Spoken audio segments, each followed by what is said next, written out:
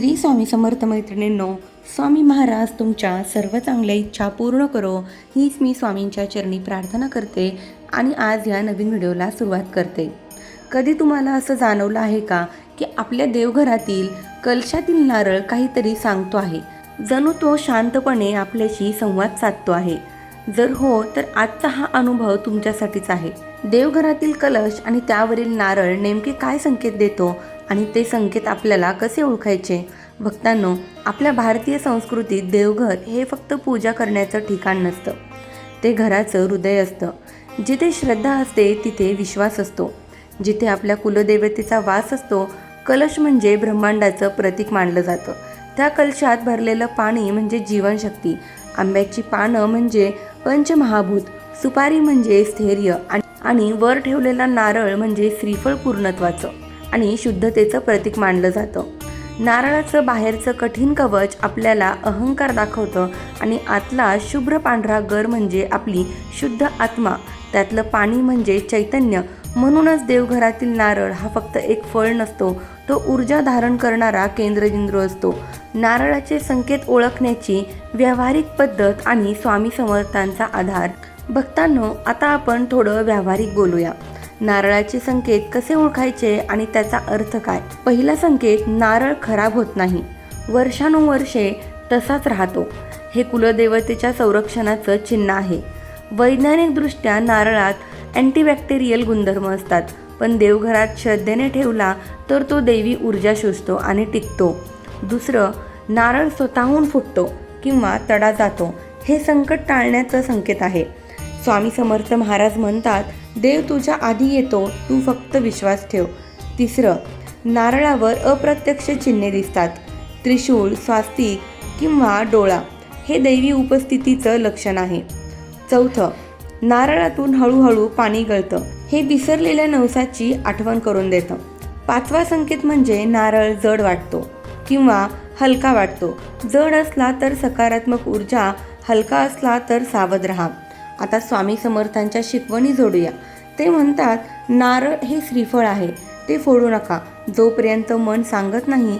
एकदा एका भक्ताला मोठं कर्ज होतं, नारळ फुटला आणि लगेच पैसा आला. दुसऱ्या भक्ताला नारळावर स्वामींचं रूप दिसलं आणि घरात शांती आली.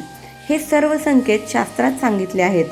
गरुड पुराणात नारळाला अमृत फळ म्हटले. वैज्ञानिक म्हणतात, नारळ 9 महिने पाणी टिकवतो कारण त्यात इलेक्ट्रॉनिक्स असतात, पण श्रद्धेने ते दैवी बनतं. भक्तांनो, रोज सकाळी नारळाकडे पहा. 108 वेळा ओम श्री स्वामी समर्थाय नमः जपा. हे जप नारळाला चार्ज करेल आणि संकेत स्पष्ट करतील. जर नारळ हलकासा वाटला तर घर स्वच्छ करा, दान द्या. असं केलं तर संरक्षण कवच मजबूत होईल. हे संकेत दुर्लक्ष केले तर ऊर्जा कमी होते. म्हणून जागरूक राहा. स्वामी समर्थांच्या कृपेने तुमचे घर नेहमी सुरक्षित राहील. अनेक घरामध्ये असा अनुभव येतो की देवघरातील नारळ साधारण नारळासारखा राहत नाही, तो वेगळा भासतो. काही वेळा तो महिनोमहिने खराब होत नाही, वास येत नाही, बुरशी लागत नाही, काळेपणा येत नाही आणि ते पाहून मनात एक वेगळीच भावना दाटून येते, जणू कोणीतरी आपल्यावर अदृश्यपणे हात ठेवून म्हणतं आहे, घाबरू नको, मी आहे. श्रद्धेनुसार हा कुलदेवतेच्या संरक्षणाचा संकेत मानला जातो. काही वेळा कोणताही धक्का न लागता नारळाला तडा जातो. आपण घाबरतो, पण थोडं शांत बसून विचार केला तर मन सांगतं, कदाचित घरावरचं संकट त्याने स्वतःवर घेतलं असेल. अशा वेळी भीती न बाळगता शांतपणे नमस्कार करावा, नामस्मरण करावं आणि कृतज्ञता व्यक्त करावी. कारण भक्तांनो, देव त्रास देण्यासाठी नाही तर त्रास दूर करण्यासाठी येतो.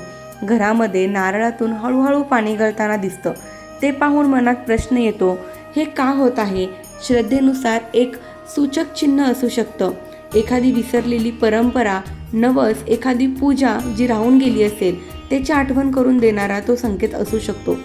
अशा वेळी घरात शांतता ठेवावी, देवासमोर बसून मन मोकळं करावं आणि जप सुरू करावा. ओम श्री स्वामी समर्थाय नमः असा साधा जप सुद्धा म्हणलात तरी मनाला आधार देतो. स्वामी समर्थ यांचं नाव घेतलं की अंतर्मनाला बळ मिळतं. भक्तांनो, काही वेळा देवघरात बसल्यावर एक वेगळीच शांतता जाणवते. अंगावर हलका शहारा येतो, डोळे आपोआप मिटतात आणि मन स्थिर होतं. हा योगायोग नसतो, ही आध्यात्मिक अनुभूती असते. जिथे दैवी ऊर्जा असते तिथे मनाला स्थैर्य मिळतं. काही भक्त सांगतात, नारळावर कधी त्रिशूलासारखी रेषा दिसते, कधी डोळ्यासारखा आकार, कधी टिळ्यासारखं चिन्ह दिसतं. अशा वेळी मनात भक्तिभाव जागा होतो. जणू कुलदेवता आपली उपस्थिती जाणवू देत आहे. अशा संकेताकडे दुर्लक्ष करू नये. शांतपणे नामस्मरण करून मनात धन्यवाद म्हणावं. काही वेळा घरात अचानक सकारात्मक बदल घडू लागतात. अडकलेली कामे मार्गी लागतात. घरातील वाद कमी होतात. आजारपण सुधारणा होते. आर्थिक अडचणी थोड्या सैल होतात आणि आपण विचार करतो, हे कसं घडलं? श्रद्धेनुसार जेव्हा दैवी संरक्षण घरावर असतं तेव्हा आधी संकेत मिळतात आणि नंतर कृपा प्रकट होते. काहींना स्वप्नात मंदिर दिसतं, प्रकाश दिसतो, नारळ दिसतो किंवा देवतेचं नाव ऐकू येतं. जागेपणी नारळ ऊर्जा धारण करतो आणि स्वप्नात देव संवाद साधतो, अशी लोकमान्यता आहे. भक्तांनो, काही घरात नारळ बदलायचा ठरवला तरी मन तयार होत नाही. हात पुढे जातो पण पुन्हा थांबतो. डोळे पाणावतात.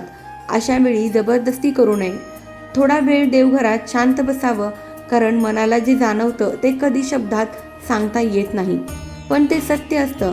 काही अनुभव खूप हळवे असतात. एका कुटुंबात मोठ्या अडचणी होत्या.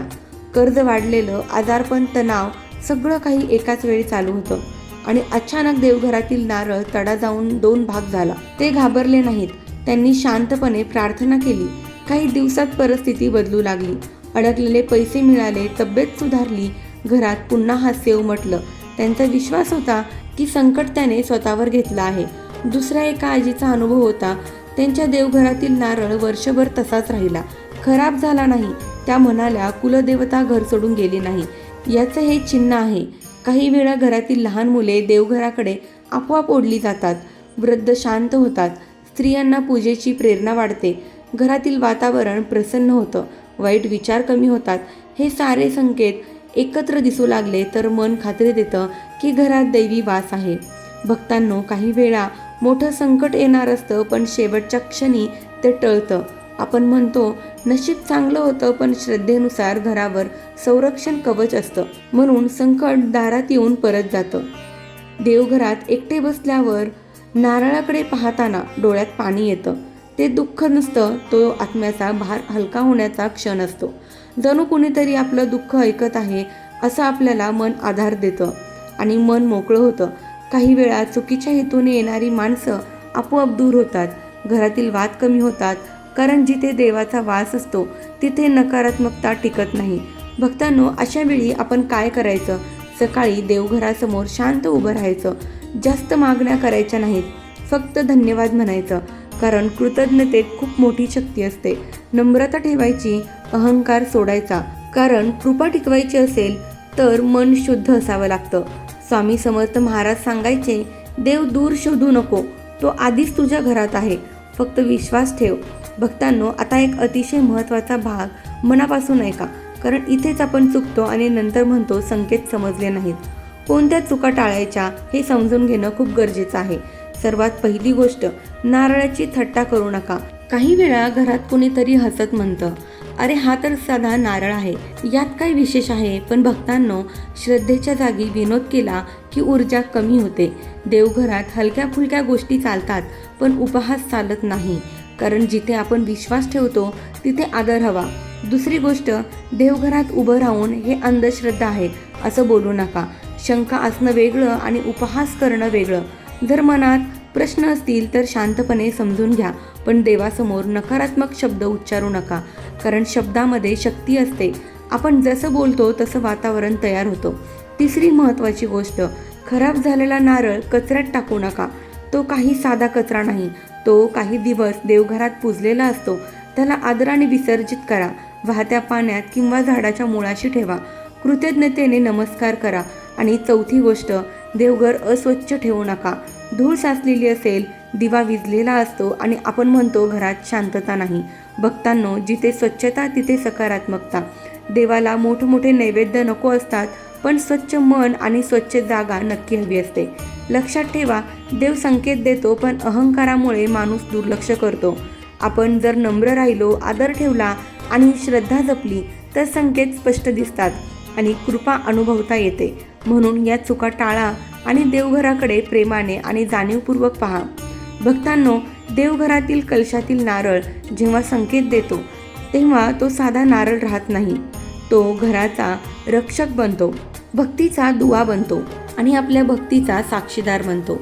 देवाची कृपा गाजावाजा करत येत नाही, शांतपणे साध्या रूपात प्रकट होते. म्हणून भीती नको, श्रद्धा ठेवा, संशय नको, विश्वास ठेवा आणि नेहमी मनात प्रेम ठेवा. कुलदेवता तुमच्या घरात वास करे, तुमच्या कुटुंबाला सुख, समाधान, आरोग्य आणि समृद्धी देवो, हीच मनापासून प्रार्थना. तरी अत्यंत महत्त्वाची माहिती मला तुमच्यापर्यंत पोहोचवायची होती.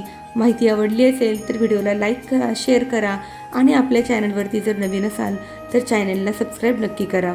धन्यवाद. श्री स्वामी समर्थ.